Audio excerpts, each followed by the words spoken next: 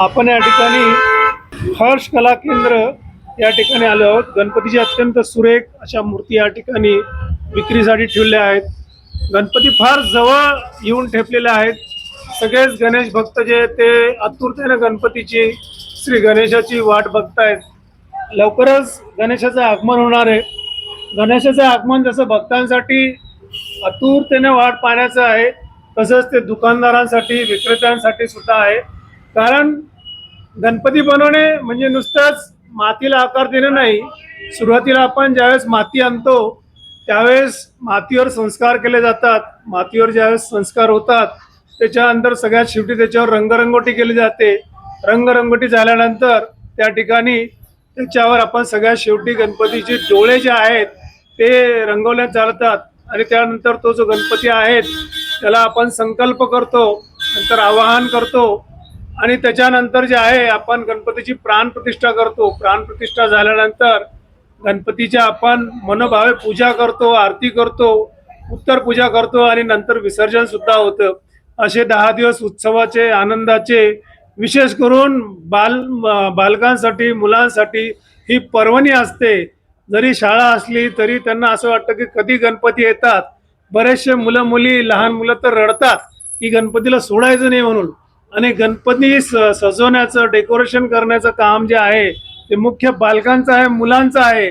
आपल्याकडे या ठिकाणी 2-3 जे आहेत बाल गणेश भक्त आहेत, आपण त्यांच्याकडून जाणून घ्यायचा प्रयत्न करू काय त्यांच्या भावना आहेत। तर या बाल भक्तांचे काय मनोगत आहे आपण जाणून घ्यायचं करू। नमस्कार दीदी, बोल काय तुला गणपती बाप्पा आवडतात का? काय का बरं आवडतात?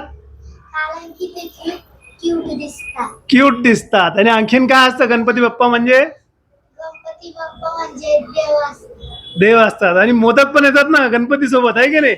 10 दिवस मोदक खायला भेटतात, गोड गोड पदार्थ खायला भेटतात, सजावट करायला भेटते, आहे की नाही? आणि सगळ्याच ठिकाणी गणपतीमध्ये काय असतं वेगवेगळे कार्यक्रम घेतात, स्पर्धा घेतल्या जातात, आहे की नाही?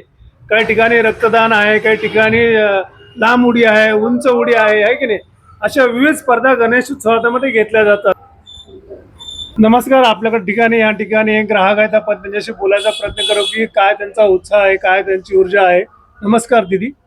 नमस्कार। आमच्या इथं गणपती बसतात, मुलं खूप कौतुकाने साजरी करतात। 10-15 दिवसापासून वाट बघतात गणपती बाप्पा येणारे। खूप आवडीने आम्ही गणपती बाप्पा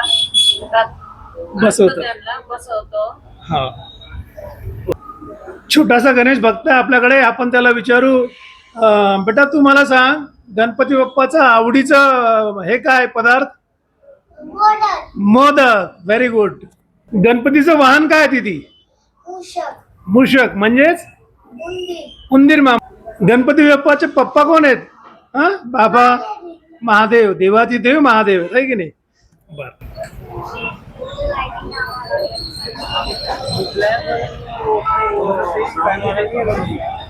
गणेश मूर्तीमध्ये विविधता या ठिकाणी दिसत आहेत। आपण हळूहळू ताईंकडून जाणून घेऊ की कोणत्या कोणत्या प्रकारचे गणपती आहेत। बोला।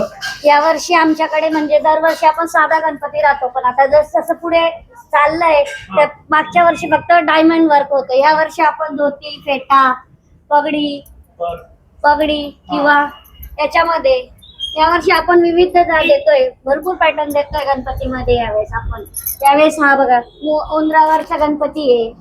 यावेळेस धोती पगडी दिलेली आहे आपण। पगडीमध्ये पण 2-3 प्रकार देतोय आपण, त्यात हा एक आहे, इकडे तो एक आहे। आपण लालबाग आहे, लालबाग मध्ये पण 3-4 कलर आहे। 3-4 कलर मध्ये पण एक आपण इथे फॉब लावलाय, तर दुसऱ्या याला आपण वेलवेट लावला, तर तिसऱ्या काठ पदर मध्ये। म्हणजे आपण प्रत्येक मूर्तीमध्ये सुद्धा व्हरायटी देतोय, एकच प्रकार मध्ये आपण देत नाहीये। जसं गिराईक सांगेल तसं किंवा आपल्या मनाने आपण करून ठेवतो तर गिरायकाला आपोआपच पटतंय। इथेच उभे राहू का?